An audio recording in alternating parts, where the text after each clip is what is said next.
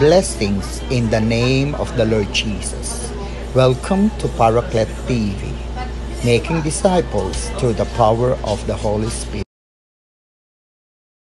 Inaanyayahan ko kayong masiyahan sa panonood ng isang napakagandang resort na matatagpuan dito sa Cebu City, Philippines, ang J Park Island Resort.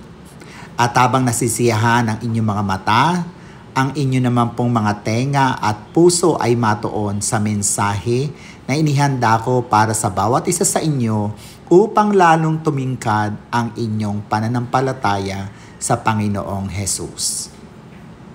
Ayon sa Barna Group na isang research organization, 64% o bahagdan ng mga Kristiyanong Amerikano na lalaki at 15% ng mga Kristiyanong babae ay umaamin na sila ay nahuhumaling sa pornografiya 12 beses isang taon. Mula naman sa Focus Family Survey, 25% ng mga pastor ay gayon din ay umamin na sila rin ay nahuhumaling sa pornografiya or sexual addiction. Ang isang Christian Today na isang research organization ay nagdeklara din sa kanilang pagsasaliksik na 33 mga nangunguna sa simbahan ay bumibisita sa iba't ibang explicit websites at gayon din sa isang American Psychological Association na prestigious research company ay nagsabi na there are 23.4% of men and 19.1% of women in the general population have ever cheated on their spouses. Sa pagpapatuloy ng ating pag-aaral sa The Decalogue o ang 10 utos ng Diyos, ating talakayin ang Exodus 20:14, "You shall not commit adultery." Huwag kang mangangalunya. Ang salitang adultery ay galing sa Latin word adulterium at ito naman ay nanggaling din sa salitang ad alterius turum, may kahulugang pagpunta sa ibang higaan. Ang pangangalunya ay ang pagsiping o pakikipagtalik ng isang may asawa sa hindi niya asawa. Atin itong liwanagin sa pagtatalakay ng 3 katotohanan tungkol sa kasalanan ng pangangalunya. Una, ang mga katangian ng pangangalunya.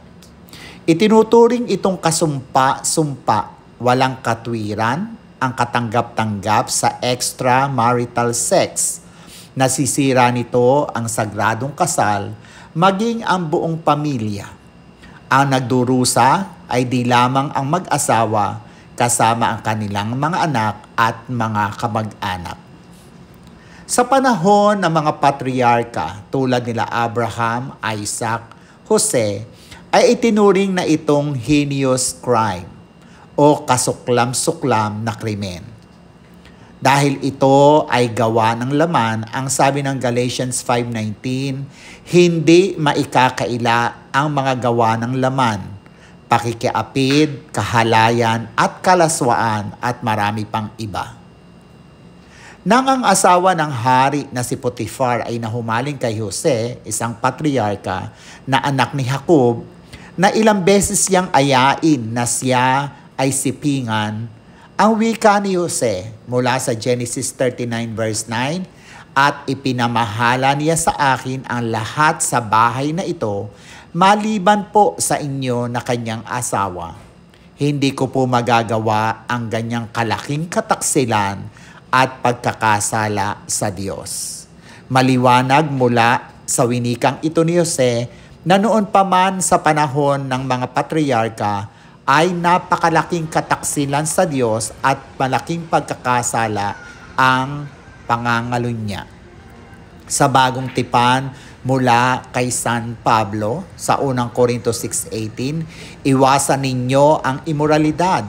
Ang ibang kasalanan na gagawa ng tao ay hindi nakasisira sa katawan, ngunit ang gumagawa ng imoralidad ay nagkakasala laban sa sarili niyang katawan. Di nga ba't karamihan sa sakit na malala ay nakukuha sa pagtatalik sa hindi asawa tulad ng HIV/AIDS and sexually transmittable diseases or STDs tulad ng gonorrhea, syphilis, herpes, and chlamydia. Ang tawag nga dito ay social or venereal diseases. Alalahanin natin na tayo mga mananampalataya na ang ating katawan ay templo ng banal na spirito, atin itong ingatan, huwag dumihan at panatilihing banal. Ikalawang katotohanan, ang definisyon o pagpapaliwanag ng Panginoong Hesus patungkol sa pangangalunya. Matatagpuan ng ang Panginoong Kristo ay nangaral sa The Beatitudes sa Matthew chapter 5, ang wika niya, narinig ninyong sinabi, huwag kang mangangalunya. Ngunit sinasabi ko sa inyo, ang sino man tumingin sa isang babae na may pagnanasa, ay nangangalunya na sa babaeng iyon sa kanyang puso. Ipinapaliwanag dito ni Jesus ang lalim ng kahulugan ng kasalanan ng pangangalunya, na ito ay hindi lamang doon na nasa akto na ang may asawa ay nakikipagtalik sa ibang asawa, kundi nasa isip pa lamang o puso nito, plano pa lang ay kasalanan na itong maituturi. Ito nga ay tinuring ng banal na kasulatan na dapat iwasan dahil ito ay pita ng laman. Idinagdag pa ni Apostol Santiago sa chapter 4, verse 4, mga taksil, hindi ba ninyo alam na kapag nakikipagkaibigan kayo sa sanlibutan ay kinakaaway naman ninyo ang Diyos? Ang sino man nagnanais na maging kaibigan ng sanlibutan ay nagiging kaaway ng Diyos. Sa ibang salin, ang mga taksil sa winika ni Santiago ay adulterous people. Itinawag ni Yahweh ito sa mga Hudyo dahil hindi sila umaayon sa kalooban ng Diyos, puno sila ng pagsaway at namumuhay ayon sa takbo ng sanlibutang ito. Gayon din naman, tayo na nagsasabing mananampalataya kay Kristo, tayo ay sinabi ng Biblia ng mga babaeng ikakasal sa ating asawa na si Jesus.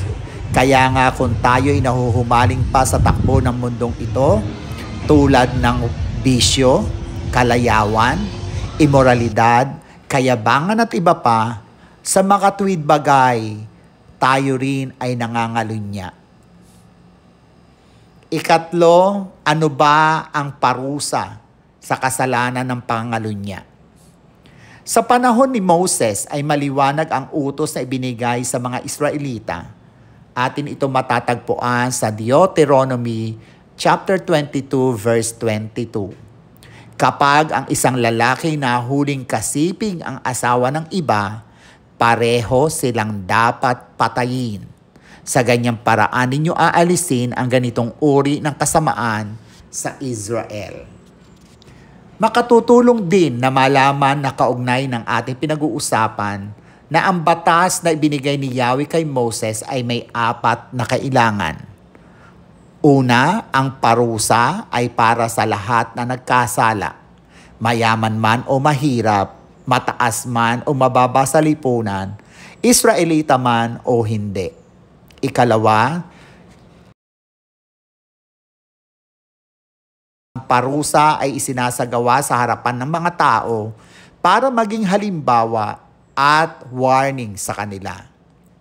Ikatlo, ang parusa ay madalas na brutal upang maipakita ang kaseryosohan ng kasalanan na tulad nga ng ating tinatalakay na pangalunya, kamatayan ang nararapat sa mga ito. At ika-4, ang parusa ay sinasagawa agad-agad. Kaya nga lagi natin naiisip yung justice delayed, justice denied. Na kapag ang isang krimen, ang hustisya dito ay napakatagal na dinidinig, nawawalan na ito ng hustisya. Sa ating bansa sa Pilipinas, ang parusa sa pangalunya o pakikiapid ay presyon correctional. na may pagkakakulong mula 2 taon hanggang 6 na taon. Sa aklat ng Galatia 5:19, hindi maikakaila ang mga gawa ng laman, pakikiapid, kahalayan at kalaswaan. At sa verse 21, muli ko kayong binabalaan, ang gumagawa ng mga ito ay hindi magkakaroon ng bahagi sa kaharian ng Diyos. Sa makatuwid bagay, ang mga mangangalunya ay doon sa impyerno mapupunta. Tulad ng iba pang kautusan ng Panginoon, sa luma at bagong tipan, iisa lamang ang paraan na dapat gawin ng bawat isa sa atin. Sundin ang mga ito. Sa inyo na hindi pa kumikilala sa Panginoong Hesukristo, ang pagsunod sa mga kautusan ay hindi ninyo kaya. Kailangan mo ng tagapagligtas o katulong. Manampalataya ka sa Panginoong Hesus, maliligtas ka at tutulungan kaniya na huwag gawin ang pangangalunya. Pagpalain po kayo ng Panginoon.